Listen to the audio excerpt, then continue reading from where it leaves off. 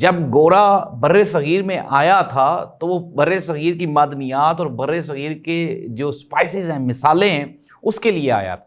اب ایک مرتبہ دوبارہ پھر گورا آ رہا ہے پاکستان میں، اور یہ صرف اور صرف معدنیات لینے آ رہی ہے۔ جو امریکی وفد آیا ہوا تھا، امریکی جو ہیں یہ بہت سیانے ہیں، بڑے جینیس ہیں، ان کو طاقتور حکومت پاکستان میں پسند ہی نہیں ہے، ان کو کمزور جو لولی لنگڑی حکومت ہے نا وہ پسند ہے۔ اس کی وجہ کیا ہے میں آپ کو بتاؤں۔ اس کی وجہ یہ ہے کہ جو کمزور بادشاہ ہوتا ہے نا اس کے ساتھ بارگیننگ آسان ہو جاتی ہے، اس کے ساتھ لین دین کے معاملات آسان ہو جاتے ہیں، اس بیچارے کی کوئی ٹرمز اینڈ کنڈیشنز نہیں ہوتی، وہ تو اپنا اقتدار بچا رہا ہوتا ہے۔